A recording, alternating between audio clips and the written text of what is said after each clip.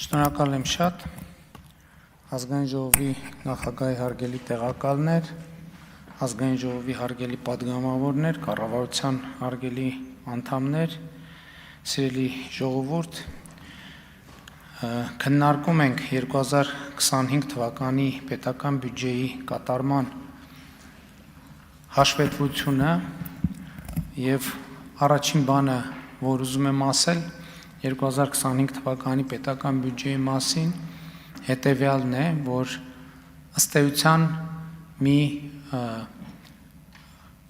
շրջադարձային գիծ ենք անցել, որովհետև 2017 թվականի համեմատ, ինչու 2017 թվականի համեմատ, ես վերցնում եմ ժողովրդական ոչ բռնի Թավշյա հեղափոխությանը նախորդած վերջին տարին, այդ տարվա համեմատ մենք պետական բյուջեի հարկային եկամուտները ավելացրել ենք 135%-ով, ինչը նշանակում է, որ մենք կարող ենք արդեն վստահ պնդել, որ հեղափոխության հաջորդող 8 տարիների ընթացքում Հայաստանի Հանրապետության պետական բյուջեի հարկային եկամուտները կրկնապատկվել են։ Ըստ էության 2024 թվականին էլ ֆորմալ առումով սա կարող էինք ասել, որովհետև 24 թվականի պետական բյուջեի եկամուտները 17-ի համեմատ ավելացել էին 106%-ով, բայց այդ պնդման մեջ ֆորմալության տոկոսը մի փոքր ներկա էր, որովհետև պետքա հաշվի առնել նաև բյուջեի հարկային եկամուտները դիտարկելիս պետքա հաշվի առնել նաև գնաճը, որը ինքը իրենով որոշակի շրջանառության աճ է ապահովում եւ 2017 թվականից մենք արդեն գնաճի ամբողջ ցուցանիշը հանած կարող ենք ասել, որ 2025 թվականը այն տարին է, որտեղ մենք բոլոր պարամետրերով 2017 թվականի համեմատ պետական բյուջեի հարկային եկամուտները կրկնապատկել են։ Սա իսկապես կարևորագույն ցուցանիշ է եւ որը ինքը թվային ցուցանիշ է, բայց սրա տակ շատ էական բովանդակություն կա եւ այդ բովանդակությունը առաջին հերթին մեր տնտեսության աճն է, որովհետեւ ինչպես արդեն նշվեց, համախառն ներքին արդյունքի ավելի քան կրկնակի աճ է տեղի ունեցել եւ սա նույնպես շատ էական ցուցանիշ է եւ ցույց է տալիս մեր տնտեսության կշիռը, բայց էական եմ համարում, որ մենք 2025 թվականին արձանագրել ենք այն հիմքերը, որոնք մեզ թույլ են տալիս ասելու, որ մենք կարող ենք անցում կատարել դեպի նոր օրակարգ, որը մենք ձևակերպել ենք այդ թվում 2026 թվականի խորհրդարանական ընտրությունների ժամանակ, որպես նոր որակի պետության ձևավորման օրակարգ, եւ իհարկե այդ հնարավորությունը առաջին հերթին կապված է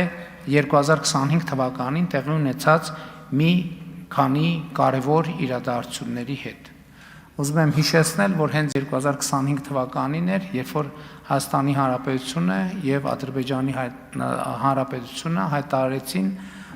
երկու երկրների միջև խաղաղություն եւ միջպետական հարաբերություններ հաստատելու մասին համաձայնագրի նախագծի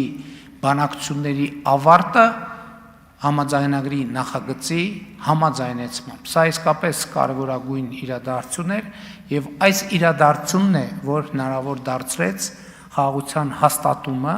2025 թվականի օգոստոսի 8-ին Միացյալ Նահանգների մայրաքաղաք Վաշինգտոնում նախագահ Տրամպի մասնակցությամբ եւ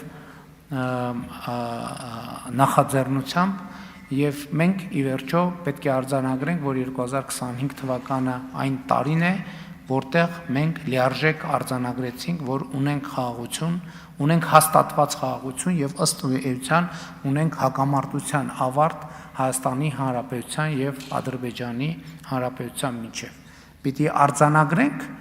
որ 2026 թվականին այդ փաստը լեգիտիմություն ստացավ եւ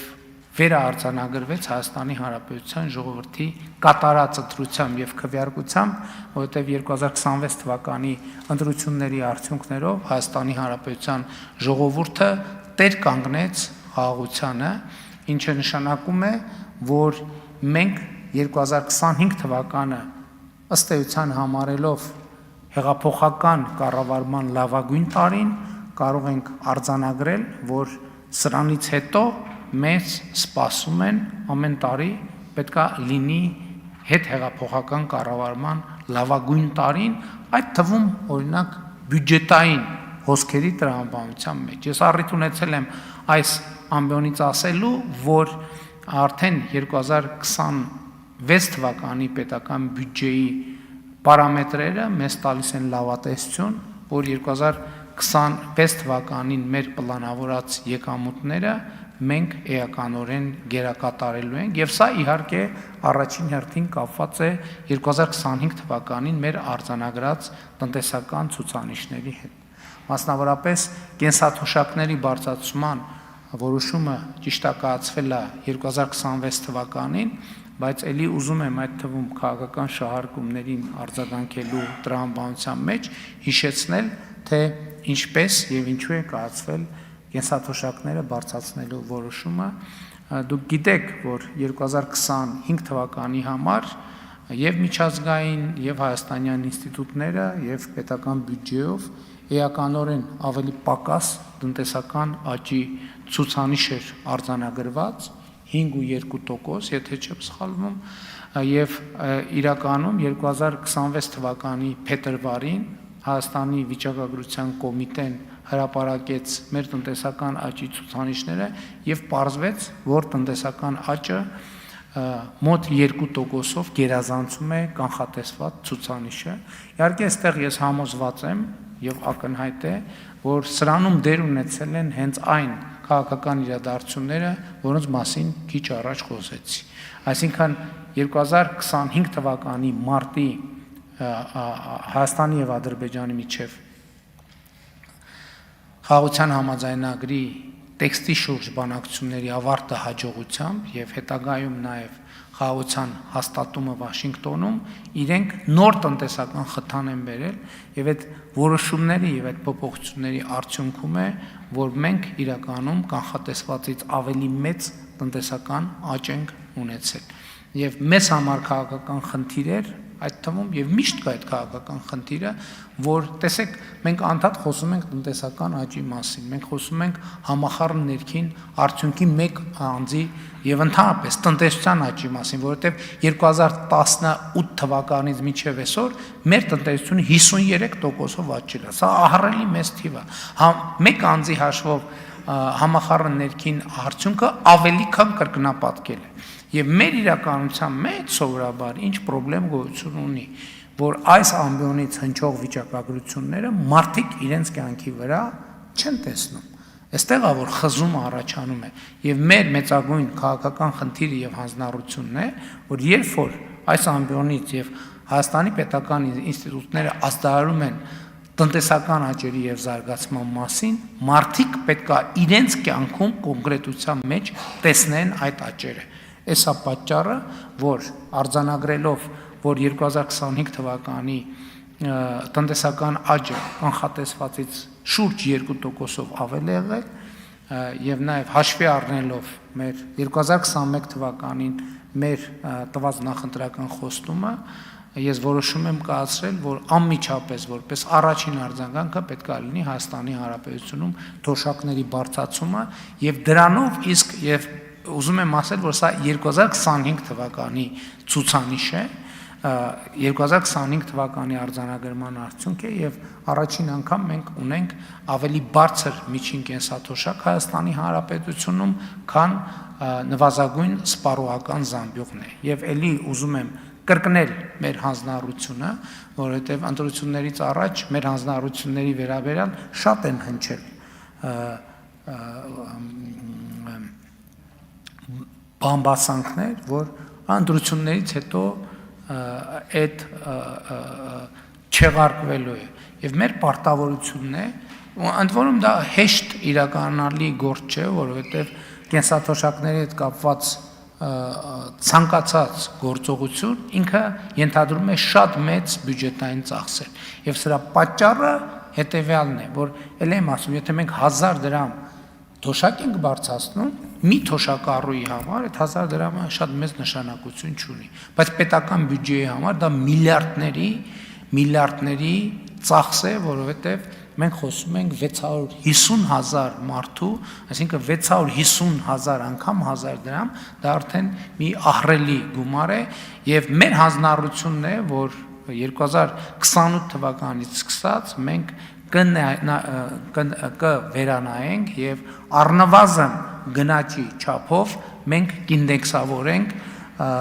կենսաթոշակը, որպեսզի այս սոցիալական նշաձողից մենք ներքև այլևս երբեք չիջնենք։ Բայց նաև կարևոր եմ համարում արձանագրել էլի 2025 թվականի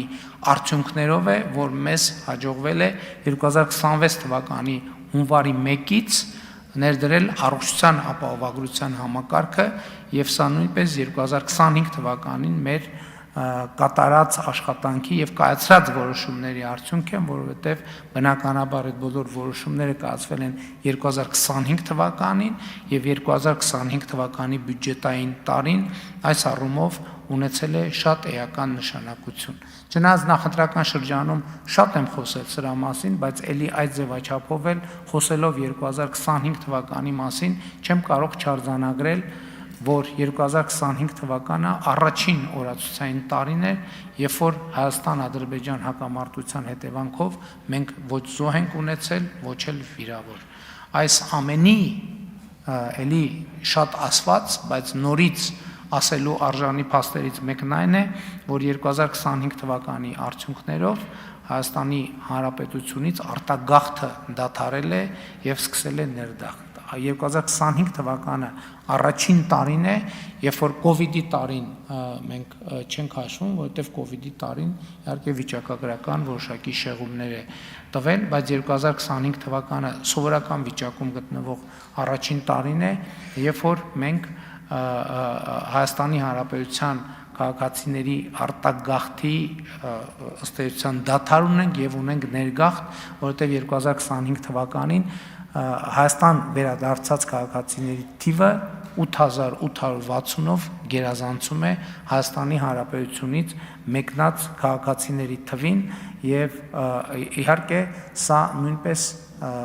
շատ էական է դարձնում 2025 թվականը Հայաստանի Հանրապետության կյանքում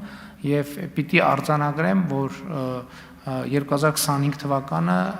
միանշանակ եւ աներկբա պատմական տարի է, որովհետեւ հենց թեկուզ են փաստերի արձանագրումով, որոնց մասին ես նշեցի,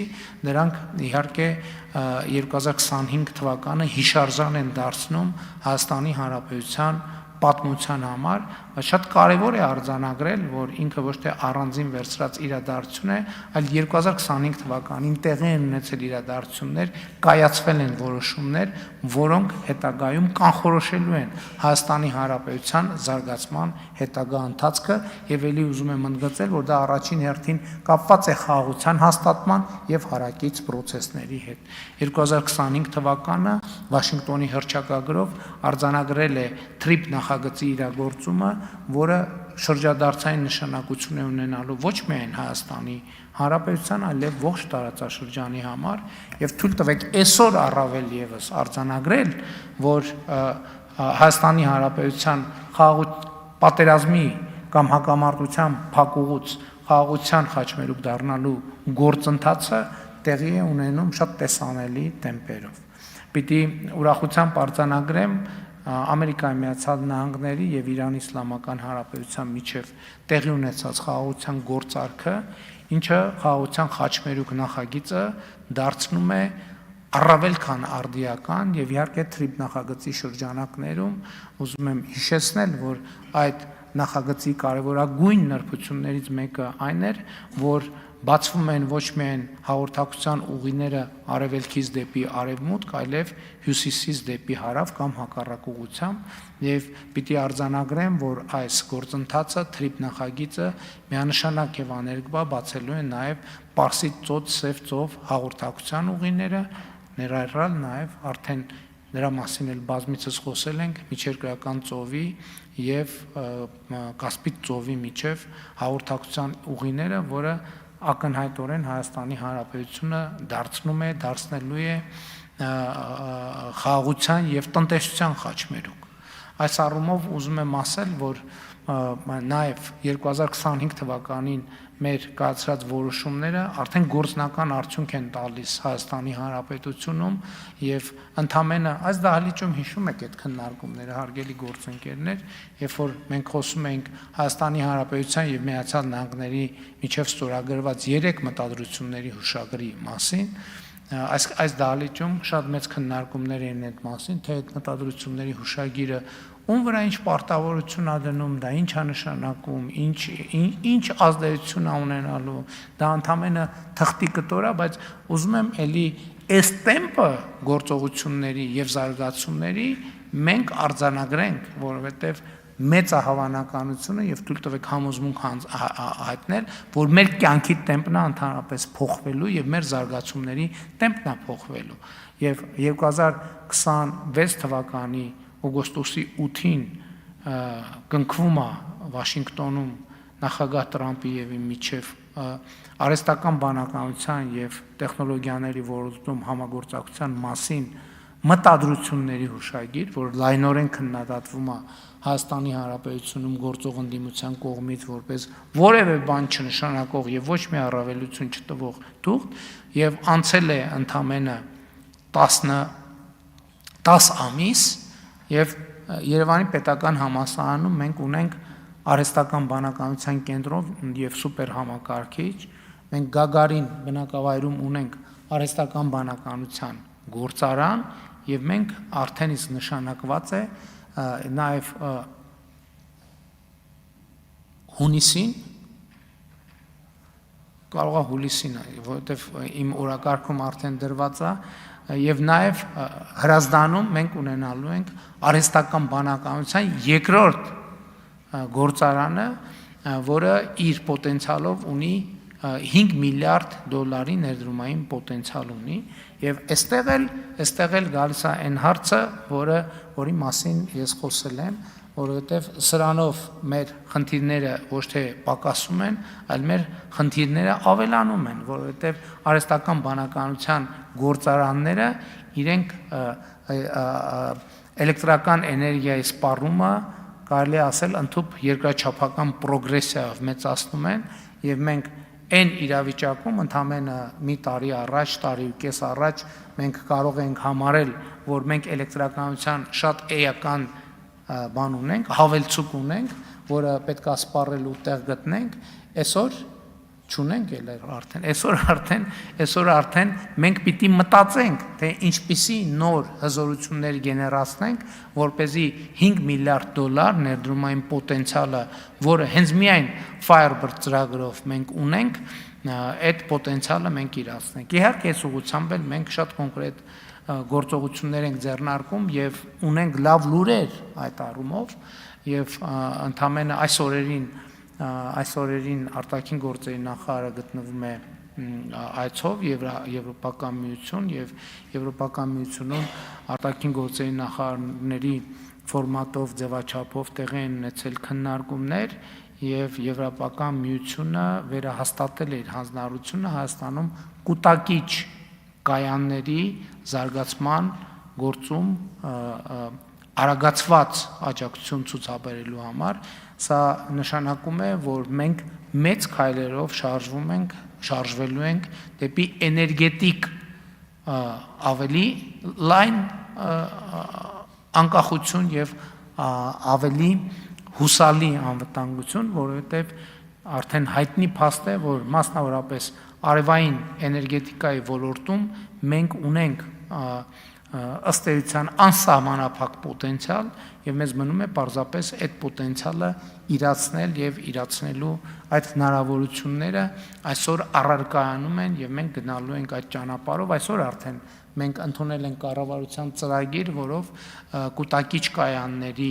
մասնավոր հատվածում ներդրումը, նաև արտադրական հատվածում ներդրումը արագացնում եւ խթանում ենք եւ այս տրամաբանությամբ մենք պետքա գնանք առաջ։ Հարգելի գործընկերներ, իհարկե մենք հիմա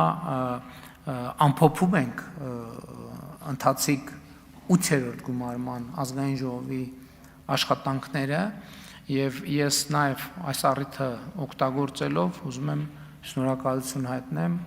ազգային ժողովի 8-րդ գումարման պատգամավորներին այս ընթացքում կատարած համատեղ աշխատանքի համար, որովհետև մենք իսկապես շատ դժվար ճանապարհ ենք անցել, բայց բանալի բառը անցնելն է, որովհետև մենք այդ ճանապարհը անցել ենք եւ հույս ունեմ ես իմ բերած տվյալներով կարողացա հաղորդել այդ զգացողությունը, որ մենք այդ ճանապարհը անցնելով հասել ենք բոլորովին այլ տեղ։ Իհարկե մարտահրավերները նույնպես տեղում են եւ առարկայանում են եւ պիտի արձանագրեմ, որ առաջինը մենք երկու անգամ գեր ծանր պայմաններում կարողացել ենք ապահովել Հայաստանի Հանրապետության քաղաքացիների կամքի արտահայտությունը։ Ուզում եմ հիշեցնել 2021 թվականին մենք ինչ միջավայրում ենք իրականացրել խորհրդարանական ընտրությունները եւ այդ ընտրությունների արդյունքներով Հայաստանի Հանրապետության քաղաքացիները ազատ կամ արտահայտման հնարավորություն են ունեցել 2026 թվականի խորհրդարանական ընտրություններում նույնպես Հայաստանի Հանրապետության քաղաքացիները ազատ կամ արտահայտման հնարավորություն ունեցել են, բայց ձեզ հայտնի պայմաններում եւ միջավայրում մենք բախվել ենք բոլորովին նոր մարտահրավերների եւ այդ մարտահրավերներին արձագանքելու պատշաճ մեխանիզմների ձևավորումը պետք է լինի առաջիկա մեր քաղաքական օրակարգի կարևորագույն հատվածը, մասնավորապես մենք այսօր արդեն պետք է ստեղծենք երաշխիքներ, որ ընտրակաշարք բաժանող եւ այդ տրամաբանությամբ գործող քաղաքական ուժերը չունենան որևէ շանս Հայաստանի Հանրապետությունում որևէ քաղաքական ազդեցություն ունենալու։ Ես ուզում եմ արձանագրել, որ այո, մենք պետք է հստակ արձանագրենք, որ ըստ էության խորհրդարանական այն ընդդիմությունը, որը ձևավորվում է 9-րդ գումարման ազգային ժողովում, այդ ընդդիմությունը կատարելապես ապօրինի գործունեության արդյունքում ձևավորված քաղաքական միավոր է կամ նույնիսկ չի կարելի ասել քաղաքական միավոր եւ Հայաստանի Հանրապետության լեգիտիմ իրավունքն է այդ process-ները եւ այդ շրջանակները զրկել հետագա քաղաքական գործունեության հնարավորությունից եւ դրա համար Հայաստանի Հանրապետությունը պետք է ձեռնարկի միջոցներ եւ մենք 2026 թվականի խորհրդարանական ընտրությունների նախընտրական քարոզարշավի ընթացքում նաև այդ պարտավորությունը ստանձնել ենք եւ վերաստանձնել ենք իհարկե նաև Հայաստանի Հանրապետության քաղաքացիները իրավունք ունեին եւ ասցին հարցադրեցին թե իսկ ինչու այդ խնդիրները մինչեւ օրս լուծված չեն մենք էլ փորձեցինք բացատրել եւ իրականությունը հենց այդպիսին է որ խաղաղության բացակայության միջավայրում նման հարցերի լուծումը էականորեն դժվարանում է, որովհետև գիտեք, պետք է շատ հստակ եւ ուղիղ ասել։ Եվ նախորդող շրջանում 2021 թվականի ընտրություններին հաջորդած եւ 2020 թվականի ընտրություններին հաջորդած շրջանում Հայաստանի Հանրապետության կառավարության եւ խորհրդարանական մեծամասնության գերկենտրոնացումը եղել է խաղաղության օրակարգը եւ բոլոր հնարավոր ուժերը եւ էներգիան կենտրոնացվել են այդ խնդրի լուծման վրա։ Ու սա ունեցել է նաեւ շատ էական պատճառ 2021 թվականի օգոստոսի 24-ին այս դահլիճում հաստատված կառավարության 2021-2026 թվականների գործունեության ծրագիրը սկսվում է արձանագրումով, որ Հայաստանի Հանրապետության եւ տարածաշրջանի համար խաղաղ զարգացման դարաշրջան բացելը ժողովրդի առաջ խորհրդարանական մեծամասնության եւ կառավարության ստանձնած մեծագույն պարտավորությունն է եւ մեծագույն ջանքերը եւ մեծագույն էներգիան ուղղվել է այդ պարտավորությունը կատարելու վրա, չնայած լավ լուրն այն է եւ սա իսկապես շատ հիշարժան փաստ է, որ այս ընթացքում, ինչպես ես առիթ ունեցա նշելու, Հայաստանի Հանրապետությունը